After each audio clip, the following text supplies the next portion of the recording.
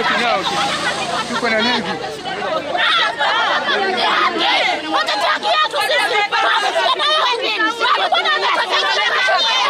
Vijana wa mapanga walioleta ndio wamechukua panga kumkata mtu. Askari wako hapa, tunaonyesha mapanga tutafuta amani tuashike. Tunalilia haki yetu kama Wakenya. Tuko hapa kama Wakenya.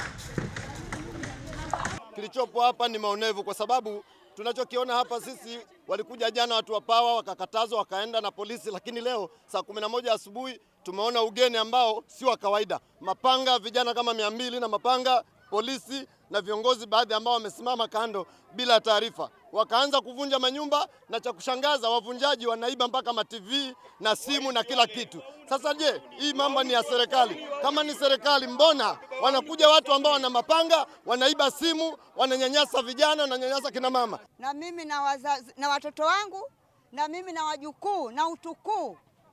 Hivi leo naambiwa niame niondoke, niende wapi? Ikiwa na mimi nimezaliwa hapa. Lakini la kushangaza ni kwamba sisi tumelala tu na kuamkishwa kuanzia saa 10 za usiku, ukiwa kuna GSU wengi ambao wameletwa hapa, ama vikosi tofauti vya askari ambao wamekuja hapa pamoja na genge la wahuni ambao wanatuvunjia nyumba.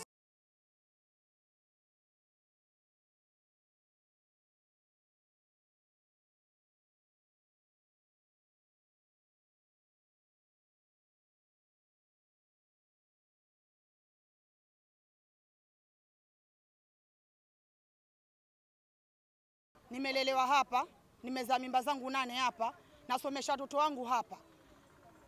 Sasa mpaka dakika hii serikali ambazo zinitoka 306. Nashangaa nikiwa Simo na ndio squatters wa kwanza kujenga hapa. Hicho kitu cha niuma. Nyumba zangu 2 saizi zimevunjwa. Majirani wote wamevunjiwa nyumba. Ukiangalia hiyo ni yake. Mimi nitapeleka watoto wangu wapi? Nitaishi vipi mvua hii? Mali gani mimi nitapata jisaidie sahihi? Kama mbunge wetu mwenyewe tulikuwa namsimamia saa 9 za usiku tukampigia kura, ametumia watu wa vipanga atuue. Kilio chetu kikubwa si tumlilia Feswali. Maana sasa hivi tumkata jina Feswali, si mbunge tena. Tangu jana mpaka sasa hivi mbona hajafika? Yeye ni mtu wetu, tulimchagua. Sisi wengine tulikwenda na ugonjwa saa 11 kwenda mpigia kura. Mpaka sasa hivi tumvunjwa nyumba zetu, majirani wote, sasa hivi vitu vyote vyetu, watoto sasa hivi hapa. Je, twende tukamlie nani kilio? Sasa hivi sisi tunataka sisi usaidizi. Tuvizaliwa Wagasi, toto liditi zimetoka, ndio chanzo chote cha vita hivi. Nauliza serikali yetu, hii ni haki? Ama sisi hatuna kura? Ama sisi kura zetu kwenu si haki? Ama sisi sino wananchi wa Kenya?